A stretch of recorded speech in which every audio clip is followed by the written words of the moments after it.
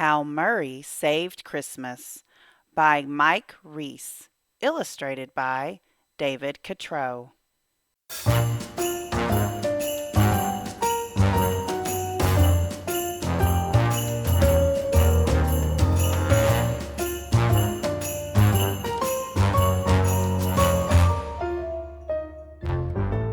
'Twas the night before Christmas, and at the North Pole Santa was rockin' and ready to roll.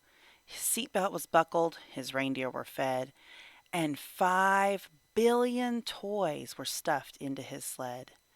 There were dolls that said, Mama, and dolls that said, Goo, dolls that made music, and dolls that made poo. There were dolls that grew tall at the push of a button, and a doll, best of all, that didn't do nothin'. He revved up his reindeer about to take off when all of a sudden he heard a small cough. Santa, could I have your attention? It was Edison Elf with his latest invention. Now, Edison thought of himself as a tinkerer, but as a tinkerer, he was sort of a stinkerer. My Jack-in-the-Boxer belongs on your list. It's a Jack-in-the-Box with a fabulous twist. So, Santa Claus tried it, and oh, what a trick. A boxing glove popped out and knocked out Saint Nick. He wobbled, he bobbled, his face turned bright red.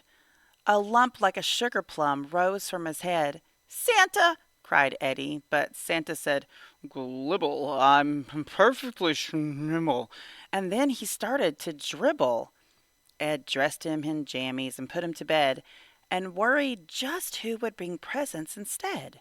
Then a card fluttered down out of Santa's right mitten, and on it, in round golden letters, was written, For special delivery, call Murray Kleiner, owner of Murray K's Holiday Diner. Now, Santa and all of the holiday bunch would come into Murray's for breakfast or lunch. You might see George Washington eatin' and drinkin' on President's Day with Abraham Lincoln. Cupid loved bagels. The groundhog, the chili. The Thanksgiving turkey would stuff himself silly. And how, you might wonder, did Santa get fat? Just thank Murray's chocolate chip cheesecake for that. But lunchtime was past. It was late Christmas Eve. Murray had closed and he was ready to leave when Ed parked the sleigh and he hollered to Murray, I need a delivery and I'm in a big hurry. Murray said, I can make you whatever you wish, a nice piece of fish or a spinach knish. But who are you, Shorty, and where's St. Nick?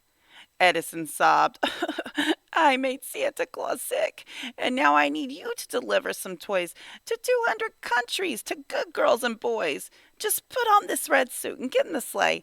What are you, cuckoo? Cried Murray. No way. Give me one reason to schlep through the snow, bringing billions of presents to kids. I don't know. Will anyone pay me? Will anyone tip? What if I slip and I fracture my hip? Look out the window. It's cold and it's shivery. Why in the world should I make this delivery? Because it's Christmas, said Ed. Christmas, is that one special season when people do good things without a good reason. The grouchiest men will wear musical ties and buy Christmas presents for folks they despise. The cheapest of cheapskates will spend all his money, and people make fruitcakes from concrete and honey. Christmas works magic, and Edison knew it. You're not playing fair, Murray grumped, but I'll do it. Murray put on the suit. The belly was baggy, the shoulders were saggy, and the bottom was draggy. I'm fat, Murray said, but it seems Santa's fatter. The caboose is quite loose, but I guess it won't matter. Then they hopped in the sleigh, which sped off like a comet, causing Murray to holler, Slow down or I'll vomit. I've got just one rule, but Shorty, it's basic. If you go too fast, then I'm bound to get sleigh sick. They made their first stop, Eddie fearing the worst. Murray fell down the chimney and landed tush first. He didn't come back till 2:15, When Eddie cried, "Murray, what happened to you?" Murray shrugged. "By the fireplace, kids hung up socks, so I loaded the socks up with bagels and lox." They went to the next house. It didn't go better. Murray got bit by a big Irish setter. He stepped on a turtle at house number 3. At house number 4, he knocked over the tree. "I'm old and I'm cold and this suit doesn't fit. If the next stop goes badly," said Murray, "I quit." The elf couldn't blame him. Poor Murray had tried. "You're gonna do great," little Edison lied. Murray jumped down the chimney and landed so hard the thud knocked the snow off the trees in the yard. He got to his feet with an oof and an oi and found himself facing a 6-year-old boy. The boy exclaimed, "Santa!" And Murray said, "Where?" "Oh, right, you mean me. Yes, I'm Santa, I swear. Get a load of this laugh. Ho, ho, ho," Murray chuckled. But just as he chuckled, his belt came unbuckled, and his pants, which were loose, went down straight past his knees. "Murray Kleiner" was stitched on his silk BVDs. The boy looked perplexed, so he said, "Please explain why you and your underpants have different names." Betrayed by his boxers, let down by his pants, Murray knew a good story would be his best chance. So he said, "Murray Kleiner is a famous designer. Calvin Klein may be fine, see, but Kleiner is finer." "Are you sure you're Santa? You don't have a beard. Your suit's all baggy and you smell kind of weird." "I shaved off the beard. Mrs. Claus says it tickles, and I went on a diet, club soda and pickles. That should explain why I'm beardless and bellyless, and the pickles would also account for my smelliness. So there, I've explained. I've made everything clear." And then the boy asked him to name his reindeer. Murray hemmed and he hawed. He did not know this stuff. So he huffed and he puffed and proceeded to bluff. "Well, there's Dumbo and Jumbo and Mason and Dixon, Cosmo and Kramer and Richard M. Nixon." Murray looked at him hopefully. "How did I do?" "You're a fake," the boy cried. "I guess Santa is too." Murray said, "There's a Santa and I've got the proof." They went out on the lawn and looked up at the roof. "That's Santa's sleigh sitting there in the snow. There's the toys and the reindeer whose names I don't know. Oh, Santa is real, kid. It's wrestling that's fake."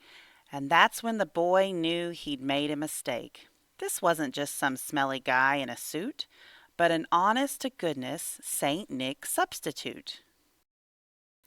And when the boy smiled, Murray felt a strange tingle. He knew for one night that he could be Kris Kringle. "Ho, ho, ho!" Murray laughed, and he patted his head. And then he fixed him a lean pastrami sandwich with coleslaw and a triple thick chocolate milkshake and sent him to bed. Then Edison asked if he still felt like quitting. "Quitting?" cried Murray. "You gotta be kidding. Enough of that talk. We've got toys to deliver. We can't sit around like 2 lumps of chopped liver." From Nome down to Rome, from Omsk to Atlanta, they handed out presents more quickly than Santa. "You did a great job," Eddie said, and he smiled. "Tonight you brought presents to every good child." "Let's not stop," Murray said. "We have time. We have toys. Why can't we bring them to the bad girls and boys?" "So a kid might be lazy. He might be a slob. He drives his folks crazy. That's sort of his job." Ed heard what he said, and he couldn't resist. They brought toys to the naughty, a very long list. A toboggan for Ogden, who played sick from school and drove his dad's Pontiac into the pool. For Brooke, a good book, since she broke the TV, the VCR, PC, and every CD. And a jet plane for Dwayne, a mischievous fellow, who filled the girls' toilets with blueberry jello. Murray brought presents to all not-so-good kids, the rude and the crude and the misunderstood kids. And people said Christmas was never so pleasant as the year when all of the world got a present. Murray said, "Well, there's nothing for us in this sack." So he gave Ed a hug, and Ed gave him one back. "You know, you're a nice guy," said Edison Elf. "Thanks," said Murray. "You're not half bad yourself. On lipstick, on dipstick, on Pixie and Dixie, on Cramden and Norton and Alice and Trixie." And Edison said as they rode out of sight, "Merry Christmas to all, and to all a good night."